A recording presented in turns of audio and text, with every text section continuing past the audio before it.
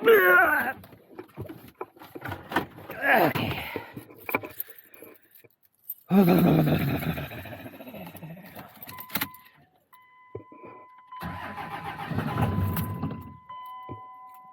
Okay.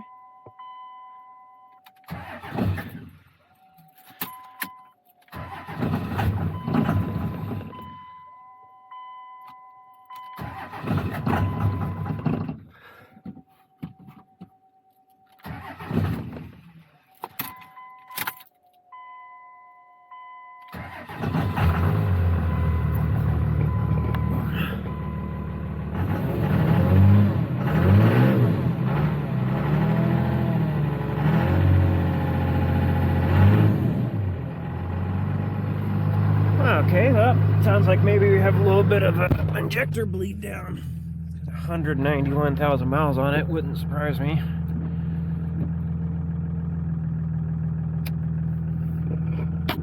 Okay, we'll be back in a little bit, I'm freezing.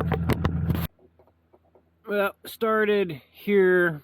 Another one of the concerns this guy had was that it was intermittent, wouldn't start. So somebody has come in here and put Scotch-locks in the ignition. This is the signal wire to the starter that was Scotch-locked. Also, I had to remove that. We got Scotch-locks here. They put in a starter switch, a jumper starter switch. And so, kind of going through here and looking around at what we got here. And okay, we got a relay here for the fog lights, and then we have a Scotch-lock tapped into the starter signal there. And then if we come down here, follow the fog light, we have a Scotch-lock in the ground circuit for the fog lights. It's all corroded. This one is all corroded to shit too. And then if we come down here further, see we got double Scotch-locks down there. We got more here. I mean, there's this whole thing is just all Scotch-locked to shit. So we have to start by removing and repairing all of these wires. Alright, so we're getting down to this fog light stuff here, and this is just, I don't even know what the hell is going on here. But they have a harness here that had these wires running into it. There's 3 wires running to the fog lights. It looks like the power comes from the fuse through the fog lights and then back to the relay. Somehow, I'm not quite sure what the hell is going on here.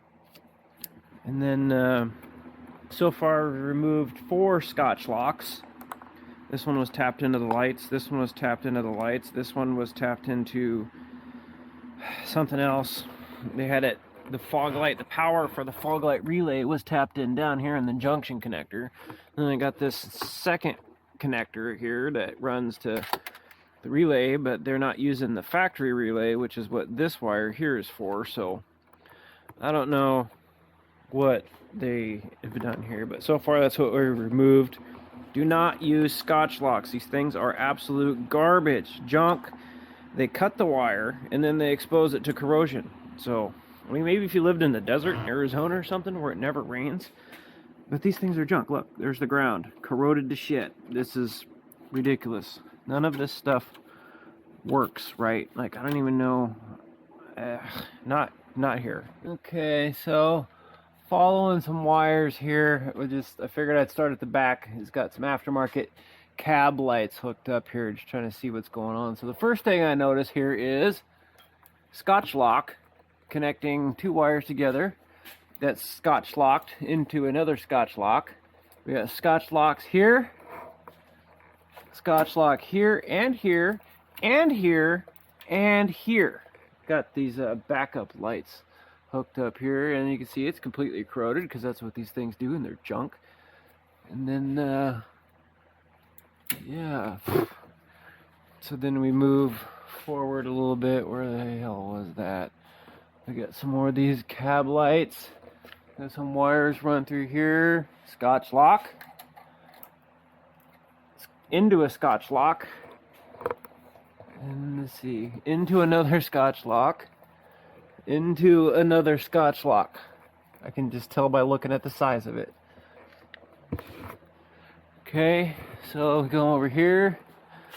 Scotch-lock, Scotch-lock, Scotch-lock. Oh, look. What is going on there? Scotch-lock. Wow. This is insane. That's normal, though.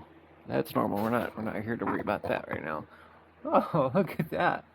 What is going on there? So those are 2 cab lights. And then a Scotch-lock there and there. Oh man, this is something else. Well, I'm gonna have to start removing this stuff. I'm gonna have to tell him that this cannot be fixed. It's gonna have to be completely rewired. And this is, I can't do anything with this. I'm gonna have to remove all this, take the load off of the system. Alright, so wrapping this project up here, I ended up using this aftermarket relay setup, and it was weird. Like, it was actually wired up backwards. It pulled the pin, changed the pin configuration around to where the fog lights were on, and when you powered up the relay, it would turn them off. It's just one of the functions of a 5-wire relay. So unhooked all of the aftermarket stuff.